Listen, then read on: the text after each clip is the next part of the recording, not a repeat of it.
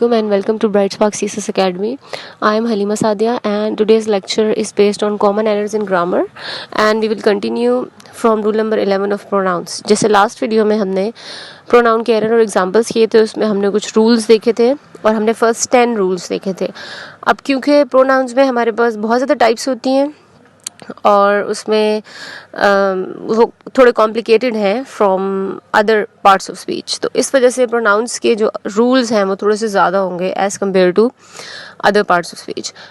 तो rule number 11 देखिए, a pronoun must not be inserted where it is not required. अब आप देखेंगे कि रूल नंबर 11 और 12 जो है वो सेम है. अब वो सेम क्यों है? क्योंकि एक जगह पे ऐसी एग्जांपल दी हुई है आपको, ऐसी मिस्टेक, ऐसी करेक्शन दी हुई है कि जिसमें हमने ये बताया है कि जहाँ पे नहीं रिक्वायर्ड होता और आप उसको यूज़ कर देते हैं और जहाँ पे रिक्वायर्ड होता है और हम उसको नहीं यूज़ करते.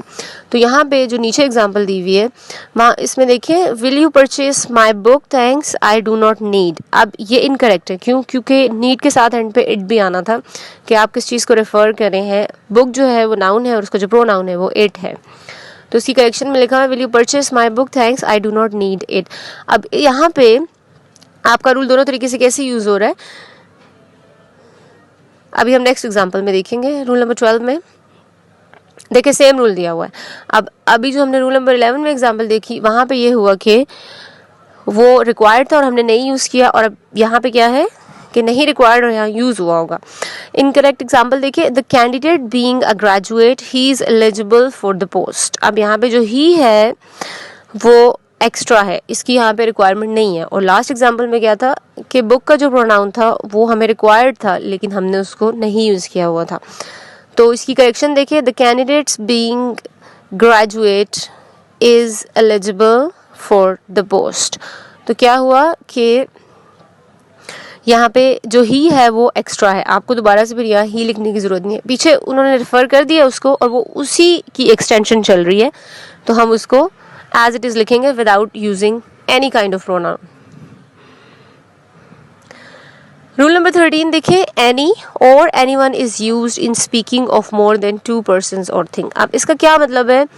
इसका मतलब ये है कि जब आप ऐसी जगह की बात कर रहे हो जो ग्रुप ऑफ पीपल हो या फिर एक कलेक्शन ऑफ थिंग्स हो या फिर कोई ऐसी चीज़ हो जो जो 2 से ज़्यादा हो, मतलब स्पेसिफिकली 2 ना हो, तो फिर वहाँ पे एनी या एनी वन यूज़ करते हैं. तो एग्जाम्पल में देखें, she is more intelligent then either of his 5 daughters. अब इसमें क्या मिस्टेक है? जो ईदर है, ईदर हम 2 लोगों के लिए यूज़ करते हैं. जैसे हम कहते हैं it is not suitable for either of you. इसका क्या मतलब होता है? इसका मतलब ये होता है कि तुम दोनों में से किसी के लिए भी ये चीज़ सूटेबल नहीं है. लेकिन यहाँ पे क्योंकि 5 daughters की या 5 sisters की या मोर देन 2 की अगर कहीं पे बात हो रही होगी तो फिर हम वहाँ पे ईदर नहीं यूज़ कर सकते. फिर हमें वहाँ पे क्या यूज़ करना है? She is more intelligent than any of his daughters. तो हमने यहाँ पे एनी यूज़ करना है, हमने यहाँ पे ईदर नहीं यूज़ करना, क्योंकि ईदर जो है it is used for only 2 people और 2 things. तो ये मिस्टेक है यहाँ पे, और यही उन्होंने ऊपर भी रूल में बताया हुआ है कि एनी या एनी वन जो है वो ग्रुप के लिए यूज़ होता है, वो ऐसा नहीं होता कि 2 लोगों के लिए यूज़ हो रहा होगा. Moving on to the next rule, rule number 14. Each other should be used when 2 persons or things are referred to. One another should be used when more than 2 persons or things are referred to. अब each other और one another ये दोनों आपके pronounce हैं, और mostly ये होता है कि हम इनको मिसयूज़ करते हैं और हमें ये प्रॉपरली नहीं पता होता कि हमने कहाँ पे कौन सा वाला यूज़ करना है. तो इसकी कन्फ्यूजन क्या है, कैसे दूर होगी, कैसे पता चलेगा आपको? each other जो है वो यहाँ पे अब देखिए जैसे लिखा हुआ है कि सिर्फ 2 लोगों के लिए यूज़ होता है, एक दूसरे के लिए. जैसे उर्दू में कहते हैं हम, तो एक दूसरे में कितने लोग आते हैं? 2 लोग. और वन अनदर कि अपने अलावा बाकी सब के लिए भी हम बात करें, सिर्फ हम अपनी बात नहीं कर रहे बल्कि हम दूसरों की भी बात करें, या अगर किसी भी सेंस में उनके लिए बात हो रही है तो फिर हम वहाँ पे यानी कि 2 से ज़्यादा लोग होंगे. जैसे अभी पीछे एनी, एनीथिंग और ईदर का डिफरेंस था, उसी तरह से यहाँ पे भी ईच अदर और वन अनदर का डिफरेंस है कि इसमें हमने क्या करना है, इस चीज़ का ख्याल रखना है कि ईच अदर हम 2 लोगों के लिए यूज़ करेंगे और वन अनदर जो है वो 2 से ज़्यादा लोगों के लिए, ग्रुप ऑफ पीपल, या अगर नंबर ऑफ पीपल आपको दिया हुआ है और वो 2 से ज़्यादा है तो फिर उसके लिए आप वहाँ पे वन अनदर यूज़ करेंगे. तो ये काफ़ी कॉमन मिस्टेक है, और अगर आप इस रूल को माइंड में रखें so you would be able to rectify this kind of mistake in exam. Examples देखिए, the two students quarreled with each other. तो क्या है, टू मेंशन है इसलिए हमने ईच अदर लिख दिया. The two wrestlers met each other in the arena. अब ये भी दो हैं, स्पेसिफाइड है कि सिर्फ दो लोग हैं, तो उनके साथ भी ईच अदर यूज हो गया. Religion teachers use to love one another. अब यहाँ पे मेंशन नहीं है कि कितने टीचर्स हैं, लेकिन ये बात ऑब्वियस है कि वो दो से ज़्यादा ही हैं, या फिर यहाँ पे नंबर ऑफ टीचर नहीं उन्होंने दिया हुआ, तो हम यही इमेजिन करेंगे, यही सपोज करेंगे that they are more than two, they are group of people. तो इस वजह से उनके साथ जो है वो वन अनदर यूज हुआ है. उसके बाद है चिल्ड्रन लव वन अनदर. अब यहाँ पे भी नंबर ऑफ चिल्ड्रन मेंशन नहीं है, ये मेंशन नहीं है कि टू है या मोर देन टू है, लेकिन क्योंकि ग्रुप है, ग्रुप ऑफ चाइल्ड है, मतलब बच्चों का एक ग्रुप है पूरा, हम उसकी बात कर रहे हैं, तो या कलेक्टिवली आप कहेंगे उनकी बात हो रही है, इस वजह से उनके साथ वन अनदर यूज हुआ है.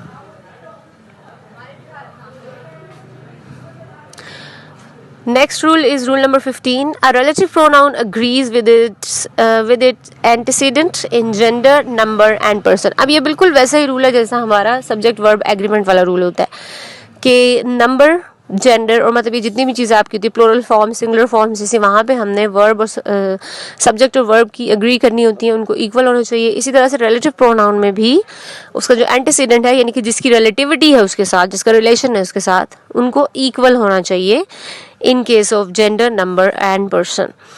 This is one of the most important dramas that have yet been published. अब हमने लिखा तो वन है, लेकिन हमने उसका ड्रामास लगाया. इसका क्या मतलब है? इसका मतलब ये है कि जब हम किसी चीज़ में से बताते हैं कि ये इन सब चीज़ों में से सबसे अच्छी चीज़ है, तो इसका मतलब ये होता है कि हम किसी ग्रुप में से, किसी कलेक्शन के अंदर से किसी एक चीज़ को आइडेंटिफाई करके कह रहे होते हैं कि ये बेस्ट है या ये वर्स्ट है या ये हमारे लिए यूज़फुल है. या जैसे हम कहते हैं कि she is one of my closest friends, तो उसका क्या, वो भी यही इसी तरह का रूल यूज़ हो रहा होता है. अब उसका क्या मतलब होता है? उसका यही मतलब होता है कि आपने एक कलेक्शन के अंदर से किसी एक चीज़ की बात की है. तो देखिए पीछे लिखा हुआ है ना, दिस इज़ वन, और आगे लिखा हुआ है ड्रामास. अब ये कैसे एक दूसरे से एग्री करें? क्योंकि हम किसी ग्रुप के अंदर से, किसी कलेक्शन के अंदर से चीज़ों को आइडेंटिफाई करके, किसी एक चीज़ को हाईलाइट करके या स्पेसिफाई करके बता रहे हैं. तो जब भी हम इस तरह से लिखते हैं कि one of the most important या one of the most beautiful या one of the most intelligent, या फिर हम कहते हैं कि one of the best, like कोई भी इस तरह का आप उसको हाईलाइट करके बता रहे हैं. कोई भी पॉजिटिव क्वालिटी हो सकती है, कोई भी नेगेटिव हो सकती है, लेकिन आप वन ऑफ के साथ यूज़ करें, तो वहाँ पे फिर आगे जो आपकी जो कलेक्शन होगी वो फिर प्लूरल फॉर्म में ही आएगी.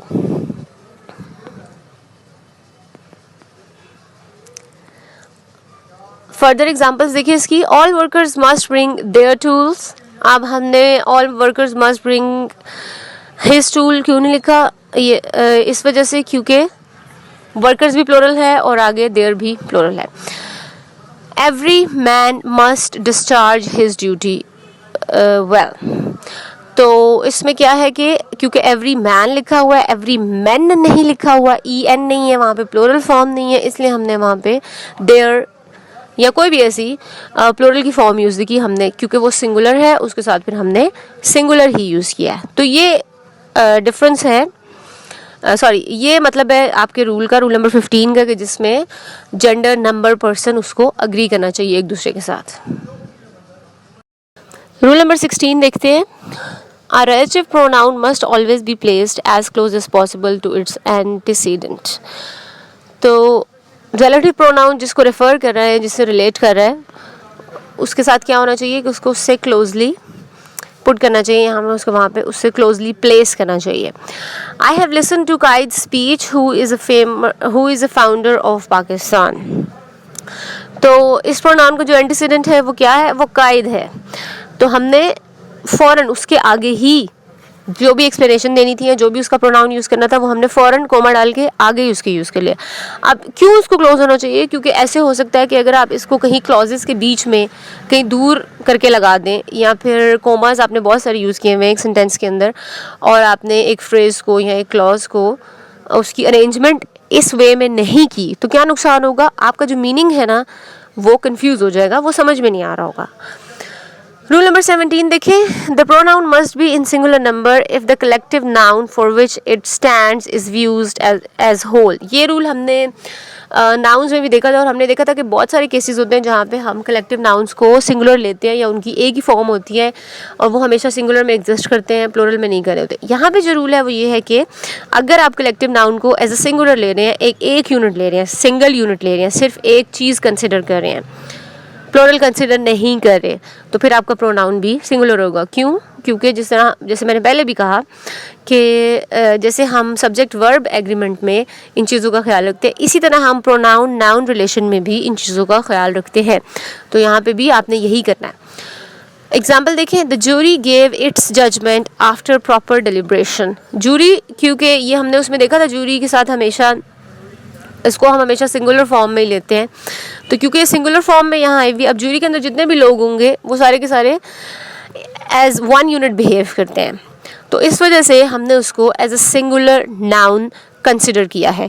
और जब वो सिंगुलर है तो फिर उसके साथ हमने इट्स लगा दिया। हम ही या शी या हर या हिम क्यों नहीं लगा रहे? क्योंकि उसके अंदर मतलब मेल्स भी होते हैं, फीमेल्स भी होती है, तो इस वजह से हम इसके लिए न्यूट्रल प्रोनाउन यूज़ करें, और वो न्यूट्रल प्रोनाउन क्या है? इट्स। अब हमने देयर नहीं लगाया यहाँ पे, क्यों? क्योंकि हमने जूरी को सिंगल कंसिडर किया। तो जब जूरी सिंगुलर कंसिडर होगी तो ऑब्वियसली उसका प्रोनाउन भी सिंगुलर कंसिडर होगा। ये मतलब है इस रूल का। अच्छा, इसी रूल को कंटिन्यू करते हैं, आगे देखिए। But the pronoun is in the plural number if collective noun for which it stands convey an idea of separate individuals consisting the whole. अब वो क्या कह रहे हैं कि अगर विद इन कलेक्टिव नाउन आपने उसके मेंबर्स को सेपरेट कंसिडर करना है, तो फिर आप उसके प्रोनाउन को भी प्लूरल कंसिडर करेंगे। यानी कि हमने इस चीज़ को देखना है कि जहाँ आपका प्रोनाउन सिंगुलर है वहाँ पे आपका नाउन भी सिंगुलर होना चाहिए, और अगर प्रोनाउन प्लूरल है या नाउन प्लूरल है तो फिर दूसरी चीज़ भी प्लूरल होगी। The juries were divided in their option. अब जूरीज क्यों लगा? It means the member of jury, because जैसे मैंने पहले भी कहा कि क्योंकि उनका डिसीजन, उनका वर्डिक्ट हमेशा एक होता है, इस वजह से हम उनको सिंगुलर लेते हैं। लेकिन अगर वो यहाँ पे देखें क्या लिखा है कि उनका ओपिनियन डिवाइड हो गया। अब क्योंकि ओपिनियन डिवाइड हुआ है इस वजह से वो जूरी से जूरीज बन गए हैं, तो इसलिए हमने फिर वर यूज़ किया है, वॉज नहीं यूज़ किया।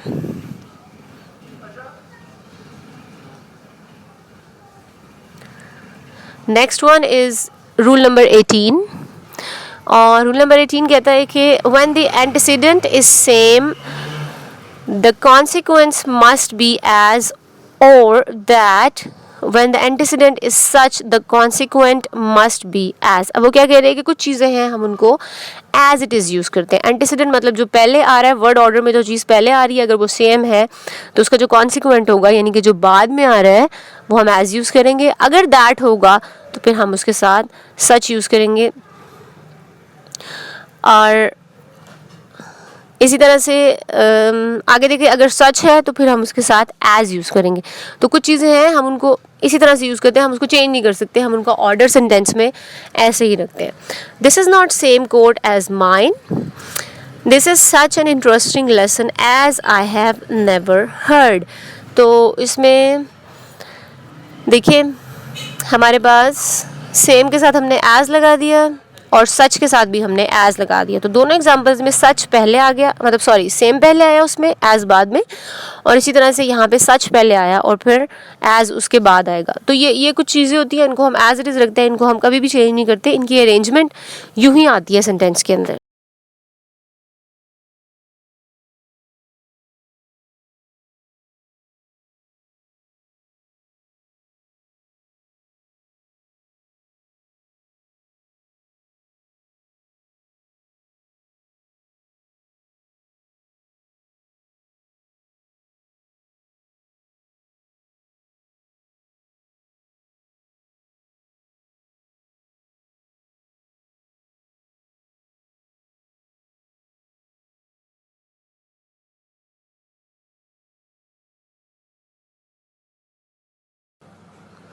Next rule is rule number 19.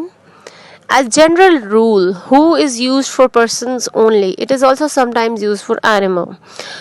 Basically क्या होता है, नॉर्मली जनरली हम who को ह्यूमन बींग्स के लिए यूज़ करते हैं, लेकिन वो क्या कह रहे हैं कि समटाइम्स हम उसको एनिमल्स के लिए भी यूज़ कर सकते हैं। तो इसकी एग्जांपल देखते हैं. He who is laborious shall be rewarded. He who का मतलब होता है जो कोई भी. इसी तरह से I love the peacock who is such a gentle bird. अब इसमें ये कैसे यूज हुआ, peacock who is such a gentle bird, जो के.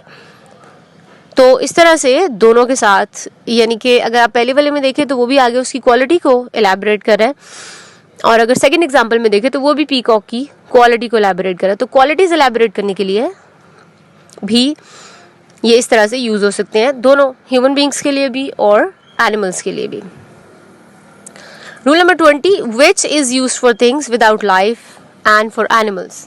यानी कि जो जिनकी नॉन ह्यूमन क्वालिटीज होती हैं, जिनमें इन ह्यूमन क्वालिटीज होती हैं, जो कि कोई भी ऐसी चीज़ जो कि ह्यूमन बींग्स की कैटेगरी के अलावा जिनको आप डिवाइड कर देते हैं या उनको उसमें कैटेगराइज करते हैं, वो सारे के सारे विच यूज़ करते हैं अपने साथ. ह्यूमन बींग्स के साथ विच यूज़ नहीं करते. इस तरह की चीज़ें जो है वो आपकी करेक्शन ऑफ एरर में आती हैं.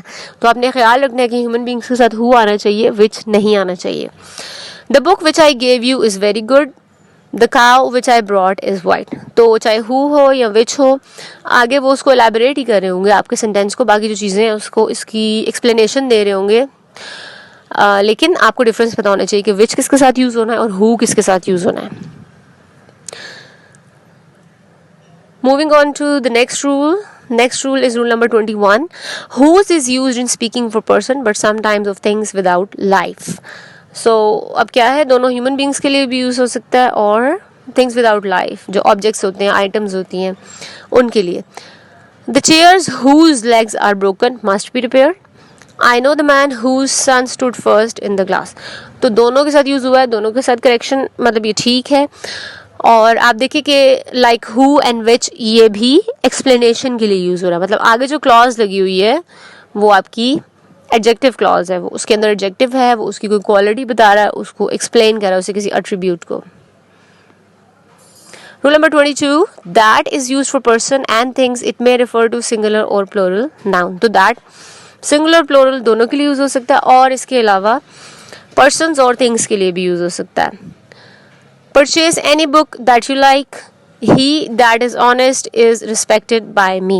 तो इसमें भी देखिए दोनों में बिल्कुल उन्हीं की तरह, बाकी पहले वाले प्रोनाउंस की तरह ये भी एलैबोरेट कर रहा है, उसको डेमोन्स्ट्रेट कर रहा है, और ये सारे डेमोन्स्ट्रेटिव प्रोनाउंस हैं और ये उसको एक्सप्लेन कर रहे हैं, उनकी क्वालिटी बता रहे हैं. तो यहाँ पे ये पर्सन्स के लिए भी यूज़ हो जाएगा और इसके अलावा थिंग्स के लिए भी यूज़ हो जाएगा.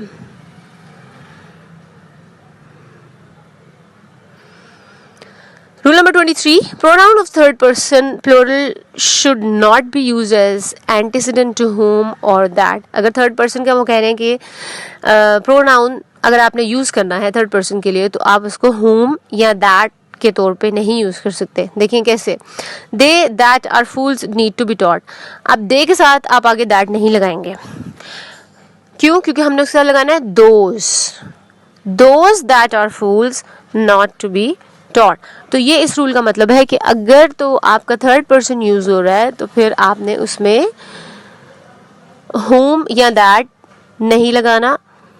लेकिन अगर वो आपके पास किसी और फॉर्म में आ रहा है, जैसे these से those हो गया है, तो फिर आपने, यानी कि आपने अगर दे के साथ उसको यूज़ करेंगे तो वो गलत हो जाएगा. Simple is that. आपने उसको those के साथ यूज़ करना है.